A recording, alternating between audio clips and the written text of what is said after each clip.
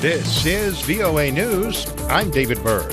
The head of the World Health Organization said Wednesday the number of cases of infection with the new coronavirus in China has stabilized, but warned that apparent slowdown should be viewed with extreme caution.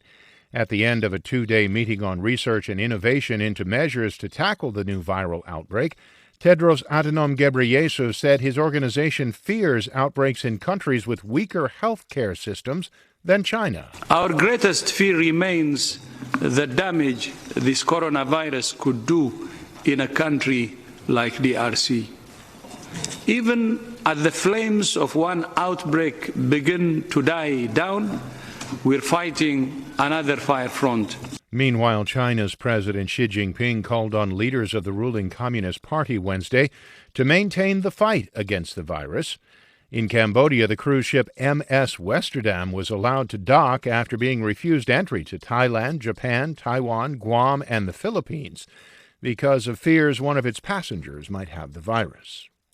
Pope Francis has refused to allow the ordination of married men as priests or women as deacons in the Amazon.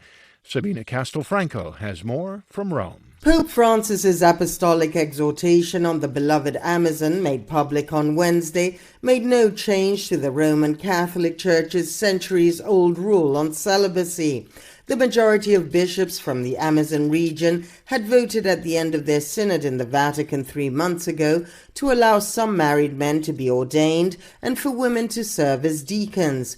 But in his document, the Pope ignored that proposal. Sabina Castelfranco for VOA News, Rome. For more on these stories and the rest of the day's news, be sure to visit our website, voanews.com. This is VOA News. Italy's Senate voted Wednesday to lift far-right leader Matteo Salvini's immunity from prosecution.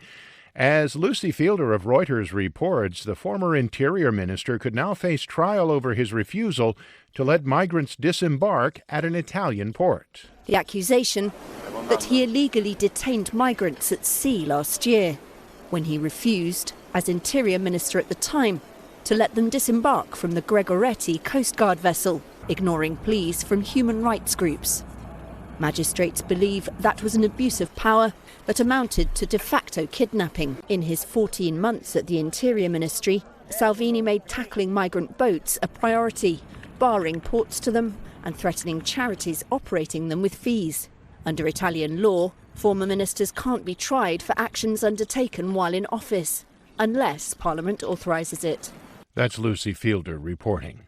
Turkey's President Recep Tayyip Erdogan said Wednesday his military would set aside past ceasefire agreements and strike Syrian government forces by air or ground anywhere in Syria if another Turkish soldier is hurt. Reuters' Joe Davies has more. Turkey's President Erdogan is warning that attacks by Syrian government forces on his military will be met with the same overwhelming response. If there is the smallest injury to our soldiers on the observation posts or other places, I am declaring from here that we will hit the regime forces everywhere from today, regardless of the lines of the Sochi Agreement or Idlib. Turkey is allied with some rebel groups opposed to Syrian President Bashar al-Assad. Russia, a close ally of the Syrian government, hashed out a deal with Turkey 2 years ago to create a demilitarised zone in Idlib. But the Turkish military casualties have sparked some of the most serious confrontations between Ankara and Damascus in the war to date. In the last 10 weeks alone, the fighting has driven nearly 700,000 people from their homes. That's Joe Davies reporting. Facebook, which has struggled to stop governments and political groups from using its platforms to spread false information, announced it has shut down fake accounts from countries including Russia.